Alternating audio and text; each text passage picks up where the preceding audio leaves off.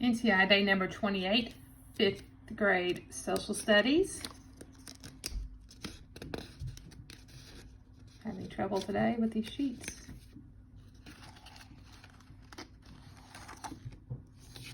Here we go. The war ends.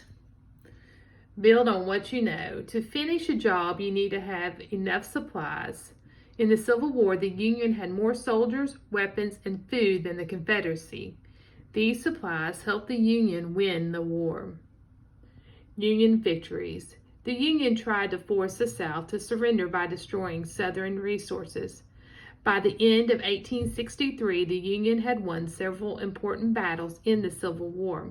Victories at Vicksburg and Gettysburg gave Northerners hope of winning the war. But the Confederate armies were still fighting hard. To end the war, the North had to destroy the South's ability to fight. President Lincoln. President Lincoln needed a tough army general to defeat the South. He chose Ulysses S. Grant. Grant proved in the West that he could fight hard. Lincoln made him the commander of all Union armies. Grant planned to lead an army into Virginia to defeat General Robert E. Lee's army and capture Richmond. Grant also ordered William Tecumseh Sherman to lead the Union Army in Tennessee. Sherman planned to attack Atlanta, Georgia, a major Confederate city. Sherman's March. Sherman began his attack on Atlanta in May 1864. His army soldiers quickly marched into Georgia. The Confederates fought all summer, but Sherman's army captured Atlanta in September. Sherman sent a message to President Lincoln by telegraph. A telegraph is a machine that sends electric signals over wires. Sherman's message said, "Atlanta is ours and fairly won." That summer, the Union Navy won another important battle by capturing Mobile Bay in Alabama. Lincoln welcomed these victories. He was running the re-election in 1864 and worried about losing. He needed military victories like Atlanta and Mobile Bay to gain voters' support. From Atlanta, Sherman's army marched to Savannah on Georgia's coast.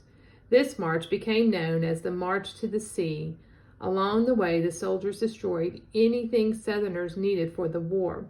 They stole food, killed animals, and wrecked factories and railroad tracks. Sherman used total war to make Southerners so tired of fighting that they would give up. Total war is a strategy of destroying an enemy's resources.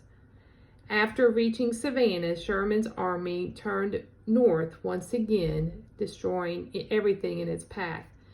One woman described how the soldiers roamed about, setting fire to every house. Why did Sherman decide to use total war against the South? He thought total war would make the South stop fighting. So here you have a picture, a map, and it shows you the different battles. You have the Union states, which were like a light gray. Confederate states are white. Union victory with a white bomb symbol.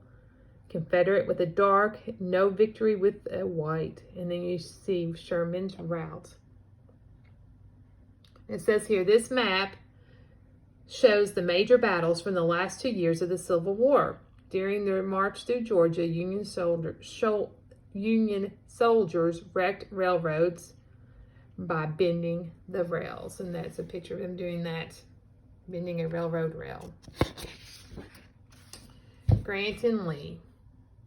Grant's attack in Virginia wore down Lee's army and forced it to surrender. While Sherman marched into Georgia in 1864, Grant led a huge army toward Richmond, Virginia. He was opposed by Robert E. Lee's army. Lee was a brilliant soldier who defeated larger armies. Grant's strength was his determination. He kept attacking, even after a defeat. Lee used all of his skill to fight off Grant's army. The Union suffered terrible losses, but Grant kept attacking.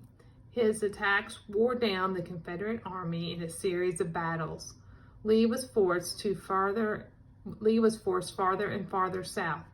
In June 1864, the two armies faced each other near Richmond. They stayed there for almost a year. Neither side could defeat the other. However, the Union Army was growing stronger. Lee's surrender. The Union's resources helped Grant. He received a steady supply of food and equipment. The North sent thousands of more soldiers to join his army. President Lincoln said, "We have more men now than we had when the war began." At the same time, Lee's army was struggling. The Confederate government had no more soldiers or supplies to send Lee. Confederate soldiers went hungry and some began to desert. To desert means to leave the army without permission. By early 1865, Lee's army was too weak to defend Richmond any longer. Lee retreated. The Union Army captured Richmond and chased Lee's armies west. Finally, near a town called Appomattox Courthouse, Lee made a hard decision. His starving army was nearly surrounded. He had to surrender, he said. There they are. Lee surrenders to Grant on April 9th, 1865 at Appomattox Courthouse. "We are all Americans," one of Grant's officers told Lee afterwards. And there's the picture of the chair Lee sat in. On April 9th, 1865, Grant and Lee met in the home in the village of Appomattox Courthouse. Grant said that Lee's soldiers could go home. Lee agreed to surrender. Grant then sent 25,000 meals to hungry Confederate soldiers. Grant told his soldiers not to celebrate. "The war is over," he said. "The rebels are our countrymen again." A few days later, Lee's soldiers marched past the Union Army to surrender. As they passed, the Union soldiers saluted their old enemies. News of Lee's surrender spread quickly. In Washington, people celebrated in the streets. Confederate soldiers in North Carolina surrendered to Sherman. Fighting continued in places, but by late June, all quiet. The war was over at last.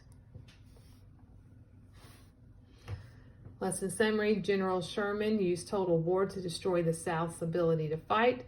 General Lee's army could not get enough food or equipment, and Lee had to surrender to General Grant. Okay, now we have some questions to answer. Number 1, who led the army that captured the city of Atlanta, Georgia? William Sherman or Ulysses S. Grant? Number 2, why did the Confederate Army get weaker?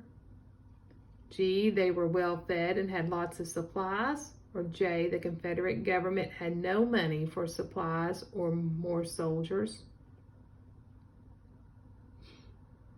Number 3, Sherman's strategy of total war included B, attacking and destroying anything the enemy could use to continue fighting. Or C, attacking military camps only. Number 4, which event occurred in 1863? Okay, I jumped ahead here. These are major battles from 1864 to 1865. The Civil War. You're going to use this map to answer the questions.